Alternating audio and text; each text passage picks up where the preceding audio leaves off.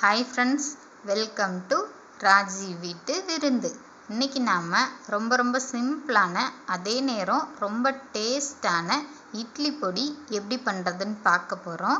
ஒரு தடவை நான் சொல்கிற மாதிரி இட்லி பொடி நீங்கள் ட்ரை பண்ணி பார்த்துட்டிங்கன்னா அடுத்து நீங்கள் கடையில் வாங்கவே மாட்டீங்க. அந்தளவுக்கு இந்த இட்லி பொடி ரொம்ப டேஸ்ட்டாக இருக்கும். நம்ம வீட்டில் இருக்க சின்ன சின்ன இன்க்ரீடியன்ட்ஸை வச்சு இந்த இட்லி பொடியை ரொம்ப டேஸ்ட்டாக பண்ணிடலாம்.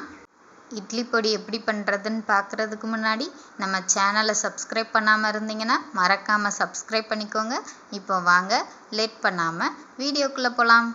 இட்லி பொடி பண்ணுறதுக்கு ஃபஸ்ட்டு ஒரு பேனை அடுப்பில் வச்சுட்டு ஸ்டவ்வை மீடியம் ஃப்ளேமில் வச்சுக்கோங்க. பேன் ஹீட் ஆனதும் 1/2 கப் அளவு வெள்ளை உளுந்து சேர்த்துக்கோங்க. கிராமில் சொல்லப்போனால் உளுந்து 100 கிராம் அளவு. உளுந்தை நல்லா செவக்க வறுத்துக்கணும், அதாவது கோல்டன் ப்ரௌன் ஆகிற அளவுக்கு நல்லா வறுத்துக்கணும். பாருங்கள், இந்த அளவுக்கு வறுக்கணும், கருகிடக்கூடாது, பார்த்து கவனமாக பண்ணுங்கள். இந்த அளவுக்கு வறுபட்டதும் இதை நம்ம ஒரு பிளேட்டுக்கு மாற்றிடலாம். அடுத்து அதே பேனில் 1/4 கப் அளவு குழம்பு கடலைப்பருப்பு சேர்த்துக்கோங்க. அளவில் சொல்லப்போனால் 50 கிராம் அளவு. நம்ம உளுந்து எவ்வளோ அளவு எடுக்கிறோமோ அதில் பாதி அளவு கடலைப்பருப்பு எடுத்துக்கணும். கடலைப்பருப்பையும் உள்ளே சேர்த்து நல்லா கோல்டன் ப்ரௌன் ஆகிற வரைக்கும் வறுத்ததுக்கப்புறமா நம்ம உளுந்த ஒரு பிளேட்டுக்கு மாற்றி வச்சுருந்தோம் இல்லையா, அந்த பிளேட்டுக்கே இந்த கடலைப்பருப்பையும் மாற்றிக்கலாம். அடுத்து அதே பேனில் 1 டேபிள் ஸ்பூன் அளவு அரிசி சேர்த்து வறுத்துக்கோங்க. நீங்கள் சாப்பாட்டுக்கு எந்த அரிசி யூஸ் பண்ணுவீங்களோ அந்த அரிசியை சேர்த்துக்கோங்க. இட்லி பொடிக்குன்னு மட்டும் இல்லை, எந்த ஒரு மசாலா பொடிக்குமே கொஞ்சம் அரிசி சேர்த்து அரைச்சிங்கன்னா அதோட டேஸ்ட்டு டிஃப்ரெண்ட்டாக சூப்பராக இருக்கும்.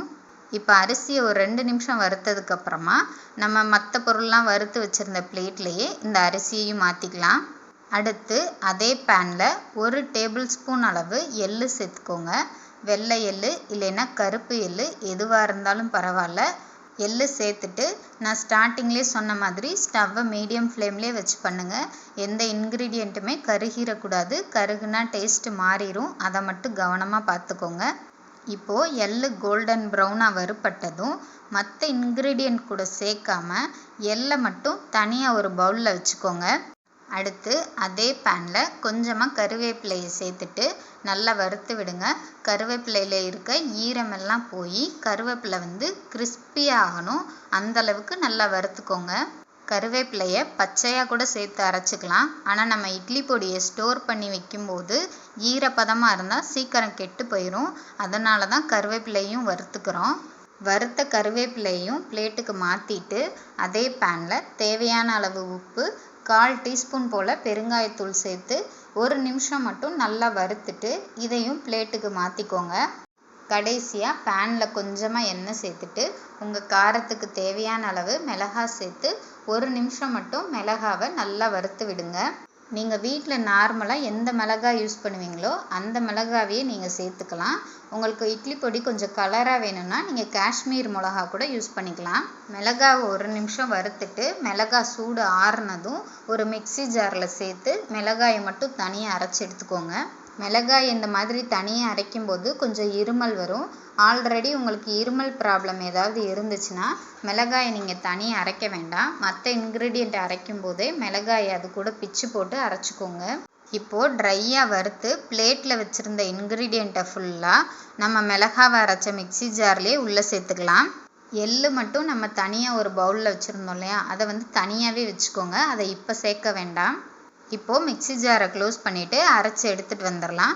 இட்லி பொடி ரொம்ப வலுவலுன்னு அரைக்காதீங்க, சாப்பிட்றப்போ நல்லா இருக்காது. கொஞ்சமாக கொரகொரப்பாக அரைச்சி எடுத்துக்கோங்க. கடைசியாக நம்ம தனியாக வச்சுருந்த எள்ளையும் உள்ளே சேர்த்துட்டு 1 2 3 4ன்னு 4 பல்ஸ் மட்டும் விட்டு அரைச்சி எடுத்துக்கோங்க. அவ்வளோதான், சூப்பரான ரொம்ப டேஸ்டான ஒரு இட்லி பொடி ரெசிபி குயிக்காக பண்ணி முடிச்சிட்டோம். பாருங்கள், பார்க்கவே எவ்வளோ சூப்பராக இருக்குன்னு. நம்ம வீட்டில் இருக்க சிம்பிளான இன்க்ரீடியன்ட்ஸை வச்சு கடையில் கிடைக்கிற அளவுக்கு டேஸ்டான ஒரு இட்லி பொடி பண்ணிட்டோம். பேச்சுலர்ஸ்க்கு இந்த இட்லி பொடி ரெசிபி ரொம்பவே யூஸ்ஃபுல்லாக இருக்கும்னு நினைக்கிறேன். ஒரு டைம் மட்டும் நீங்கள் இந்த இட்லி பொடியை அரைச்சி வச்சு ஒரு ஏர்டைட் கண்டெய்னர் பாக்ஸில் ஸ்டோர் பண்ணி வச்சுக்கிட்டிங்கன்னா 1லேருந்து 1.5 மாதம் வரைக்கும் தாராளமாக நீங்கள் இந்த இட்லி பொடியை மார்னிங் பிரேக்ஃபாஸ்ட்டுக்கு இல்லை நைட்டு டின்னருக்கு, இட்லி தோசைக்கு சட்னி இல்லாத டைமில் நெய் இல்லை நல்லெண்ணெய் இல்லை தேங்காய் எண்ணெய் எதுவாக இருந்தாலும் இந்த இட்லி பொடியில் மிக்ஸ் பண்ணி இட்லி தோசைக்கு சாப்பிட்டிங்கன்னா அட்டகாசமாக இருக்கும்.